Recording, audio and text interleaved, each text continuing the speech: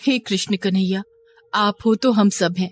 आज होली है, इसीलिए मैं आपको रंग लगाने आई हूँ। इस भक्त को आज्ञा दें। ये बोलकर राधा ने कृष्ण भगवान की मूर्ति के दोनों पैर में गुलाल लगा दिया और गुलाल लगते ही कृष्ण भगवान की मूर्ति से एक फूल आकर राधा के सामने गिर गया। राधा ने वो फूल अपने हाथ में उठा लिया और रो पड़ी। आपने आज मुझे उत्तर दिया, आज मैं धन्य हो गई भगवान, धन्य हो गई। तभी राधा का पति रतन वहां आया और राधा से बोला, ए राधा की बच्ची, यहाँ बैठकर भगवान के साथ गुलाल गुलाल खेल रही है और मैं कब से खाने का इंतजार कर रहा हूँ। आपको तो पता है मैं पूजा करने से पहले रसोई नहीं जाती। अरे रख तेरा पूजा, चल अभी मेरे साथ। ये बोलकर रतन ने राधा का बाल पकड़ लिया और उसे खींचते हुए लेकर चला गया और फिर वो राधा को मारने लगा। राधा की सास बिमला भी आ गई और उसने भी बहती गंगा में हाथ धो लिया। राधा को शादी के बाद से ही ये सब झेलना पड़ रहा है। रतन राधा को पसंद नहीं करता है। राधा कृष्ण भगवान की भक्त है। उसके पास कृष्ण भगवान की एक छोटी सी मूर्ति है और वो उसी मूर्ति की पूजा करती है। आज होली है, इसीलिए सुबह सुबह सज धज कर राधा कृष्ण भगवान की मूर्ति को गुलाल लगाने गई थी, लेकिन आज भी उसे मार खानी पड़ी। उसके बाद उसने उन दोनों के लिए खाना बना दिया और घर के सारे काम भी कर दिए। रात को रतन और बिमला बैठकर एक प्लान बनाने लगे। माँ, मैं कल शादी कर रहा हूँ, मुझे कुछ नहीं पता। उधर रेशमा शादी के लिए जिद कर रही है। तेरे साथ रेशमा की शादी हो वो तो मैं भी चाहती हूँ बेटा, लेकिन राधा का पिता हमें हर महीने पैसा देता है। तेरी दूसरी शादी के बाद कहीं वो बंद ना हो जाए। उसी पैसे के चक्कर में मैंने आपके कहने पर शादी कर लिया था, लेकिन अब और नहीं। मेरे पास एक प्लान है। रतन के दिमाग में बहुत कुछ चल रहा था। उसने एक प्लान बना लिया। रात को जब राधा सो गई तब वो दोनों उसके कमरे में गए, लेकिन कुछ आवाज से राधा की नींद टूट गई और वो उठ गई। कौन है? कौन है वहां? रतन के हाथ में एक डंडा था। तभी उसने डंडे से राधा के सिर पर वार किया और राधा जमीन पर गिर गई। उसके सर से खून बहने लगा। इसका काम तो तमाम हो गया। अब ये मायके नहीं लौट सकेगी। इसके बाप को भी नहीं पता चलेगा कि ये मर गई है। पैसे भी मिलते रहेंगे और मैं रेशमा से शादी भी कर लूंगा। जा, अब इसे जंगल में फेंक कर आ। साथ में इसके उस कृष्ण की मूर्ति को भी इसकी बॉडी के साथ रख देना। रतन राधा की बॉडी को जंगल में फेंक देता है और मूर्ति को भी बॉडी के पास में रख देता है, लेकिन उसे क्या पता था कि राधा पूरी तरह मरी नहीं थी। उसके शरीर में अभी भी थोड़ी सी जान बची हुई थी। अगले दिन रतन ने उसकी गर्लफ्रेंड रेशमा से शादी कर ली। असल में वो रेशमा से ही प्यार करता था, लेकिन वो निकम्मा था, इसीलिए बिमला ऐसी लड़की ढूंढ रही थी जिसके बाप के पास पैसे हो। उधर राधा का पिता हरिहर अमीर था और राधा काली थी, इसीलिए हरिहर हर महीने 30,000 रुपए रतन को देने के लिए तैयार हो गया और रतन ने राधा से शादी कर ली। लेकिन 1 साल बीतने के बाद वो रेशमा से शादी करने के लिए तड़प उठा और उसके ही चलते उसने राधा का खून कर दिया। लेकिन 2 दिन बाद राधा ने आंख खोली। अरे ये क्या? ये मैं कहाँ हूँ? मैं कौन हूँ? कौन हूँ मैं? राधा हंसने लगी। सर पर चोट लगने के कारण वो सब कुछ भूल चुकी थी। वो पागल हो गई थी। उसने कृष्ण भगवान की मूर्ति को अपनी गोद में उठा लिया। उसे बस इतना याद था कि वो कृष्ण की भक्त है। चलिए भगवान, हम कहीं और चलते हैं, यहाँ तो खाना भी नहीं है। उसके कपड़े गंदे हो रखे थे, उसके बाल बिखरे हुए थे। रास्ते में लोग उसे गंदी नजर से देख रहे थे, लेकिन उससे राधा को कोई फर्क नहीं पड़ रहा था, क्योंकि वो पूरी तरह से पागल हो गई थी। वो एक ठेले वाले के पास गई। मुझे कुछ खाने देगा? ए आदमी, मुझे कुछ खाने के लिए देना, देना। वो आदमी गुस्सा हो गया। अरे जा यहाँ से, पागल औरत कहीं की। वैसे भी धंधा नहीं चल रहा है, ऊपर से आ गई। जा यहाँ से। उस ठेले वाले ने राधा को वहां से भगा दिया। ऐसे सभी ने राधा को भगा दिया। किसी ने उसे खाने के लिए कुछ नहीं दिया। राधा को बहुत भूख लगी थी। उसने देखा कि रास्ते में कुछ खाना पड़ा हुआ है और वहां एक कुत्ता उस खाने को बड़े मजे से खा रहा है। वो रहा खाना, वो रहा। ए कुत्ता, हट जा, हट जा। राधा कुत्तों की तरह वही खाना खाने लगी। कुत्ता भी ये देखकर हैरान हो गई। ए कुत्ता, तू भी खाएगा? ये ले ले ले ले, तू भी खा, तू भी खा। राधा ने कुत्ते को भी खाने के लिए दिया। वो कुत्ता दुम हिलाते हुए खाने लगा और फिर वो राधा के पीछे पीछे ही चलने लगा। हे भगवान, मैंने कृष्ण भगवान को ही खाने के लिए कुछ नहीं दिया। आप क्या खाना पसंद करेंगे भगवान? लेकिन मेरे पास तो कुछ नहीं है। ये सुनकर उस कुत्ते को भी बुरा लगा। उस कुत्ते ने पास की दुकान से एक बिस्किट का पैकेट उठा लिया और राधा को दिया। अरे वाह, तू भी मेरी तरह कृष्ण भगवान का भक्त है क्या? कुत्ते ने 2 बार भौंका। राधा ने रास्ते में ही बिस्किट से कृष्ण भगवान की पूजा की और फिर से उठकर चलने लगी। उधर रतन बहुत खुश था। रेशमा से शादी करने का सपना जो पूरा हुआ था। रतन, क्या दिमाग लगाया तुमने? फ्री में 30,000 रुपए मिल रहे हैं। वाह, मान गई आज तुमको। दिमाग लगाना पड़ता है मेरी जान। लेकिन राधा का बाप कॉल करेगा तो क्या होगा? अरे तुम बात कर लेना ना राधा बनके। वैसे भी मैं उसे यहाँ आने नहीं देता, राधा से मिलने नहीं देता। वो कभी कभी मुझे कॉल करके राधा से बात कर लेता था। तुम ही बात कर लेना, उसे समझ नहीं आएगा। दोनों खुशहाल जिंदगी के सपने देख रहे थे, लेकिन स्वर्ग से भगवान कृष्ण भी तो ये सब कुछ देख रहे थे। सबका विचार यहीं पर होना था, इसी धरती पर। ऐसे ही कुछ दिन बीत गए। राधा के पिता हरिहर को एक दिन बेटी से बात करने की इच्छा हुई। बहुत दिन हो गए राधा बेटी से बात किए हुए, एक बार दामाद जी को कॉल कर ही लेता हूँ। हाँ। हरिहर ने रतन को कॉल किया। रतन ने रेशमा को फोन थमा दिया। हाँ बाबूजी, कैसे हैं आप? मैं अच्छी हूँ। हाँ हाँ, सब कुछ बढ़िया है। बात करने के बाद हरिहर कुछ सोचने लगा। आज बिटिया की आवाज कुछ अलग क्यों लग रही थी, और वो मुझे बाबूजी क्यों बुला रही थी? वो तो मुझे पिताजी बुलाती है ना, कुछ तो गड़बड़ है। उधर रास्ते में घूमते हुए राधा बहुत दूर चली गई। वो रास्ते में ही सोने लगी। लोग पागल समझकर उसे यहाँ से वहां भगाने लगे, लेकिन वो हर रोज दोपहर को कृष्ण भगवान की पूजा करती रही। खुद को चाहे खाने का एक टुकड़ा ना मिले, लेकिन कृष्ण भगवान के लिए वो कुछ न कुछ इंतजाम कर ही लेती थी। ऐसे ही एक दिन वो पूजा कर रही थी और तभी उसका सर चकरा गया और वो जमीन पर गिर गई। उसका कुत्ता उसके साथ ही था। उसने भौंक भौंक कर लोगों को बुलाया। कुछ लोग आए और उसे अस्पताल ले गए। वहां पता चला कि राधा के पेट में 1 महीने का बच्चा है। राधा बहुत खुश हुई। वो इधर उधर भटकती रही। वो बारिश में भीगी, तूफानों में फुटपाथ पर रात बिताई। उधर हरिहर एक दिन रतन के घर आया, लेकिन रतन ने उसे घर के अंदर घुसने नहीं दिया। ए बुड्ढे, तू इस घर के अंदर नहीं घुस सकता, जा भाग यहाँ से। हरिहर का शक और पक्का हो गया, क्योंकि उसकी बेटी घर के अंदर होती तो अपने पिता की आवाज सुनकर बाहर तो आती। मुझे ये पता लगाना ही होगा कि मेरी बेटी इस घर के अंदर है कि नहीं, लेकिन कैसे है, मुझे कुछ सोचना ही पड़ेगा। दिन बीतते गए, 9 महीने बीत गए। एक गर्भवती पागल औरत को देखकर रास्ते के लोग हंसने लगे। अरे वो देख, पागल औरत पेट से है, उसका बच्चा होने वाला है।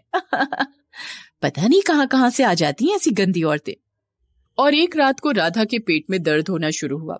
वो रास्ते पर ही सो गई और बहुत दर्द झेलने के बाद उसे एक बेटा पैदा हुआ। उसका बेटा दिखने में बिल्कुल कृष्ण भगवान के जैसा ही था। बेटे का चेहरा देखकर वो सारी पीड़ा दुख दर्द भूल गई। लेकिन तभी अचानक से भूकंप शुरू हो गया। आसपास सब कुछ हिलने लगा और मिट्टी धंसने लगी। कृष्ण भगवान की मूर्ति गिर गई और मिट्टी के अंदर घुस गई। राधा ने अपने बेटे को उस कुत्ते पर बिठा दिया और खुद जमीन के अंदर हाथ डालकर भगवान की मूर्ति निकालने लग गई। लेकिन ये करते हुए उसे चोट लग गई और उसका हाथ टूट गया। लेकिन फिर भी उसने हार नहीं मानी और उसने मूर्ति को बाहर निकाल लिया। लेकिन वो हाथ के दर्द से तड़पने लगी। भूकंप रुक गया और तभी वहां के एक डॉक्टर अपनी गाड़ी में आए।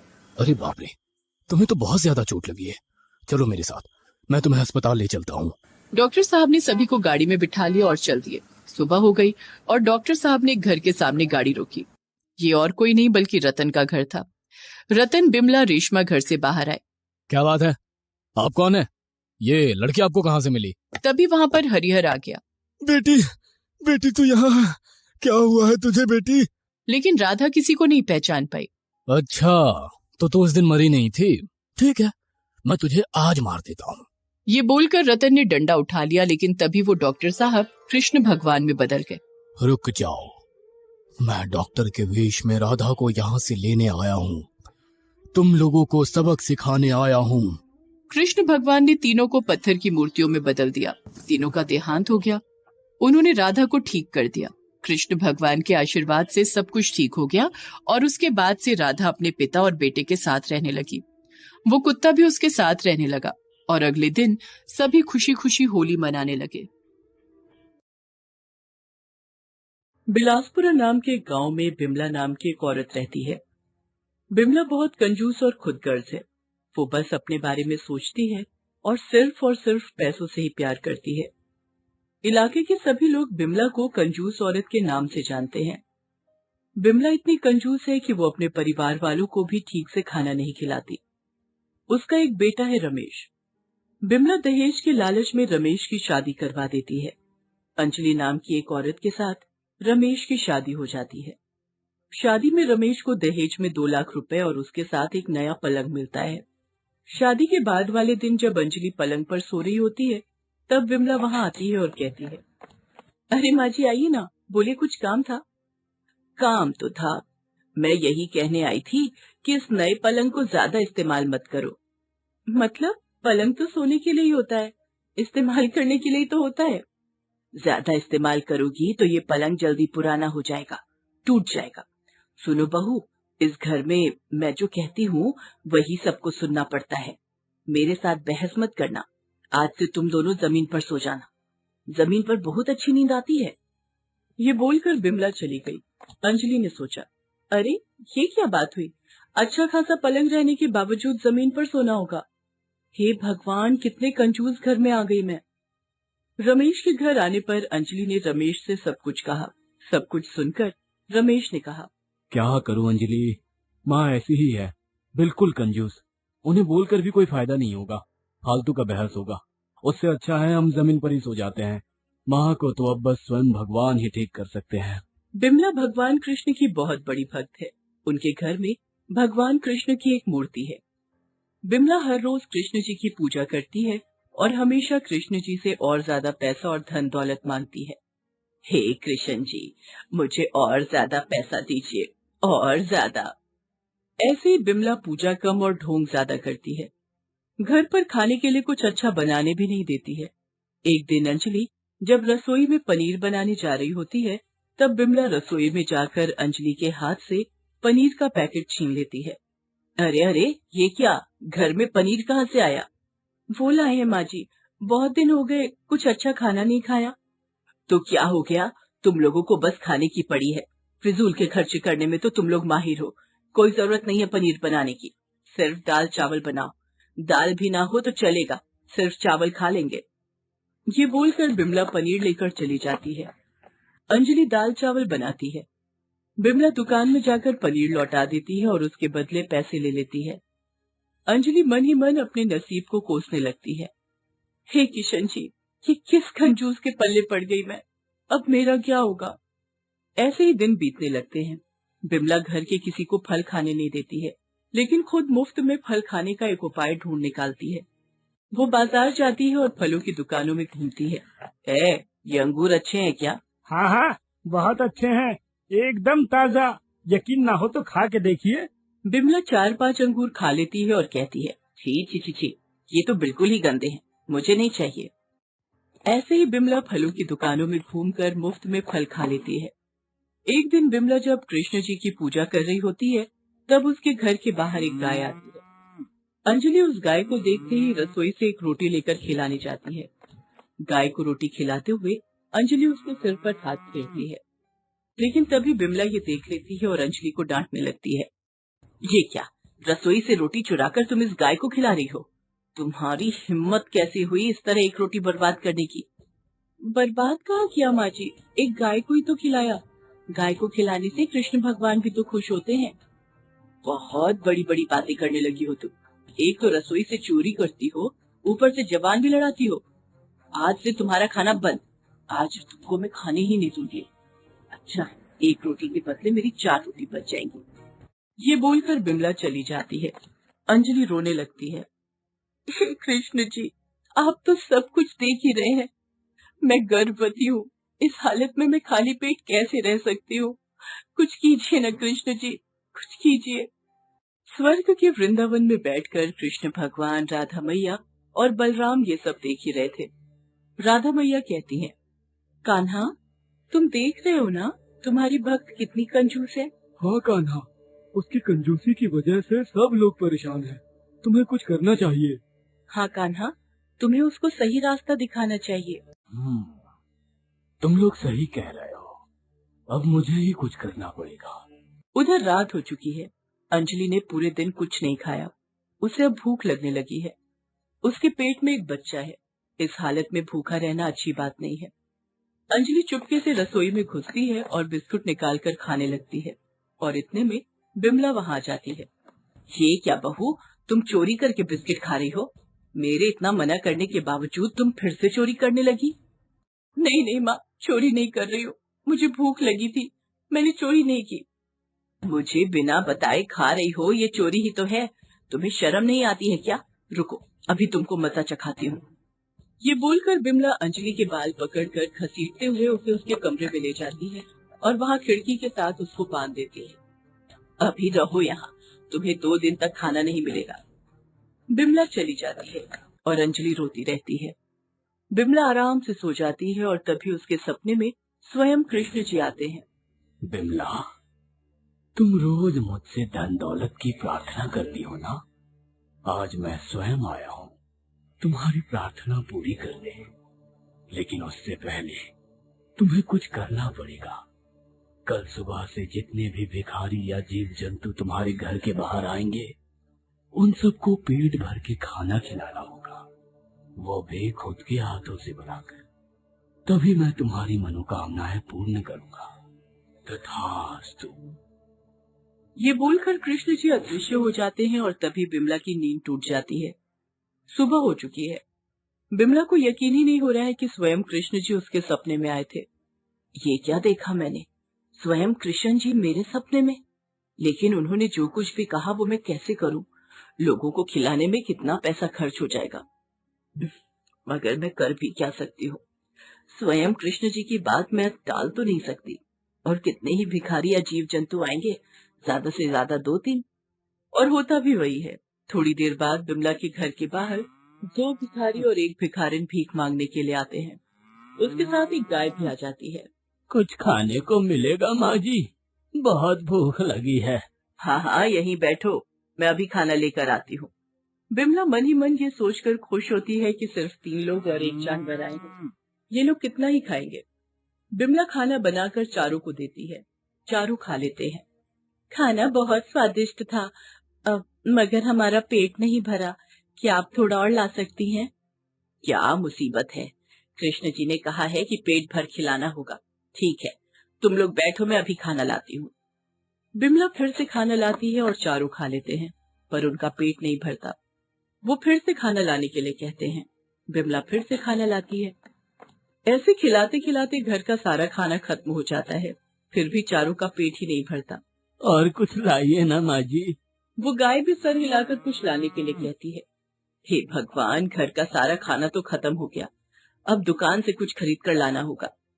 बिमला दुकान से खाने का सामान खरीद कर लाती है और अपने हाथों से खाना बनाकर खिलाती है। ऐसे ही घर का सारा पैसा भी खत्म हो जाता है, लेकिन चारों और खाना मांगते हैं। बिमला उन लोगों के सामने हाथ जोड़कर बैठ जाती है। क्षमा कर दीजिए मुझे, मेरे पास और कुछ नहीं है।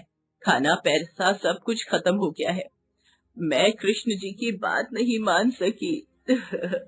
माफ कर दीजिए मुझे, मैं आप लोगों को पेट भरकर खाना नहीं खिला सकी। ये बोलते हुए बिमला रोने लगी। तभी उसके सामने एक चमत्कार हो गया। तीनों लोग अदृश्य हो गए और उनके बदले भगवान कृष्ण, बलराम और राधा मैया प्रकट हुए। बिमला, तुझे और रोने की कोई आवश्यकता नहीं है। मैं इतनी देर से तेरी परीक्षा ले रहा था। तूने मेरी बात मानी और सभी को पेट भर के खिलाने की कोशिश की। मैं तुझसे प्रसन्न हूँ। प्रणाम भगवान। दूसरों को खिलाकर जो खुशी मिलती है वो आज मुझे महसूस हुई है। मैं और कंजूसी नहीं करूंगी। तुझसे यही उम्मीद थी। तेरे पास जो भी था वो सब कुछ वापस आ जाएगा। सिर्फ ये बात याद रखना, दूसरों की खुशी में ही हमारी खुशी है। तथास्तु। ये बोलकर तीनों अदृश्य हो जाते हैं। बिमला का सारा पैसा वापस आ जाता है। इसके बाद से बिमला बदल जाती है। अंजलि को अच्छा खाना खिलाती है, सभी की मदद करती है और मन लगाकर कृष्ण जी की पूजा करती है। ऐसे ही भगवान कृष्ण अपने मोह माया से एक भक्त को सही रास्ता दिखाते हैं। दोस्तों, आप हमारे चैनल को जरूर सब्सक्राइब करें